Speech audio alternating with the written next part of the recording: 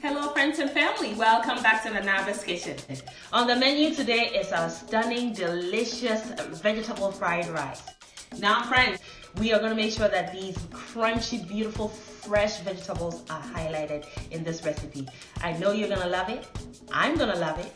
Let's get started. Yes friends, so to begin, I have these snow peas here. They are crunchy, they're fresh, they're very juicy, and they have a mild sweetness to them. I wash them up first and then I pinch each tip off and then I remove those strands. They're not edible. So those get removed and then I set them aside. Now these are miniature bell peppers and they are sweet as well, very colorful, so they'll bring us that needed punch of color. And then we prepare the rest of all our fresh produce before we begin the actual cooking of the fried rice. So those ingredients that need to be finely chopped get finely chopped. It's important that you have everything ready to go so it's easy peasy once you get the actual cooking started. So here is a pot of water and I have 2 liters of water in there. And now I have 3 bay leaves that are gonna go in there. These are all dry aromatics, so they're going to really perfume this water. I have about 12 cloves of cardamom pods. Those go in, and then these are the grains of selim. If you don't have access to these, you can substitute with cinnamon. Now that's a star anise.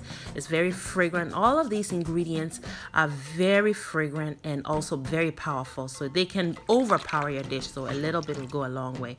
I've added 1 tablespoonful of salt, and now my washed rice is going in, washed till that water turned clear, and it's 2 cups of rice, and I'm using basmati rice in this instance. And basmati rice is perfect for vegetable fried rice because it has little starch in it. Also, I have just poured in 2 tablespoons full of extra virgin olive oil that has gone in, and we're gonna cook it for just 6 minutes is all it took until the grains became elongated, slender, just very, very gorgeous, as you can see here. And so the next step is strain the rice, and basmati rice turns out perfect, very fluffy when cooked this way.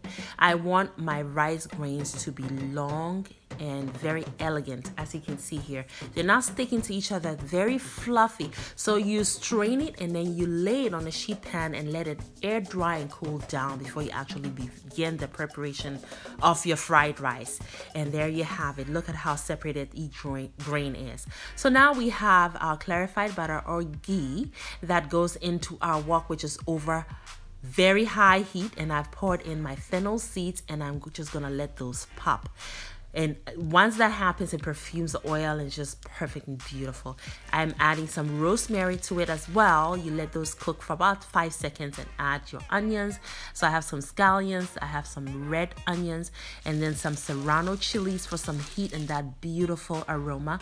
And then I'm also going to be adding some ginger here, and then some salt, and I also added celery. All of these ingredients have been finely chopped, and they are all in the description box with the amounts used, so make sure you check that out.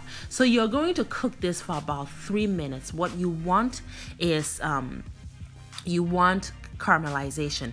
I just added an ingredient, and that's black pepper.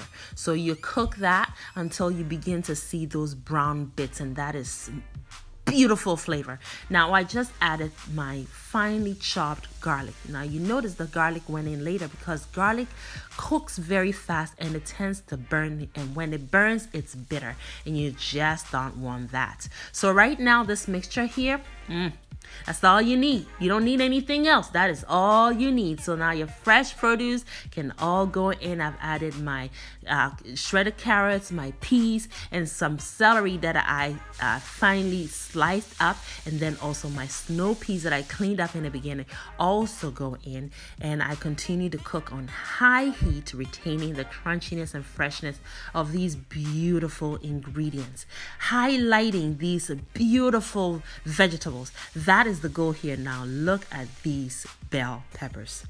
I just love these colors. They are popping. and they are smelling great and they taste even better. And as you add more ingredients, don't forget to season your dish. So add your salt if you need to, and also add your black pepper. Now you notice that I'm not using any soy sauce here, because really that is not even needed. All you need is your salt and your black pepper, because these ingredients are being highlighted. They are speaking for themselves. And I've added some red onions as well. It's still over high heat. Now I'm adding my fluffy, gorgeous rice that is just fragrant even on its own. And once you add it, before you toss it, think of the fact that the grains are very, very tender. They can break easily. You want your end result to be pretty, right? Because we eat with our eyes first. So please take all the patience. Treat it with tender, loving care. Toss it gently, like you care. Beautiful. And season in the end with some more black pepper and salt. If need be, taste as you go.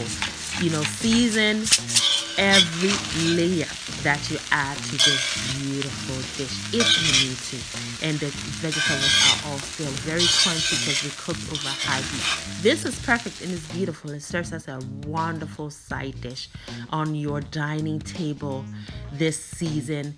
Just make this dish, it's healthy too, because the ratio of rice to vegetables is 1:2.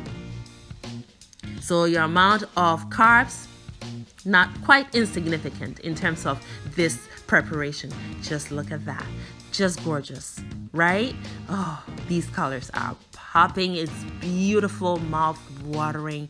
I thank you all so much for watching. Make it a great day and have fun, especially. Hello, friends. Thanks for joining me today. On the menu is our stunning, delicious... Take it again.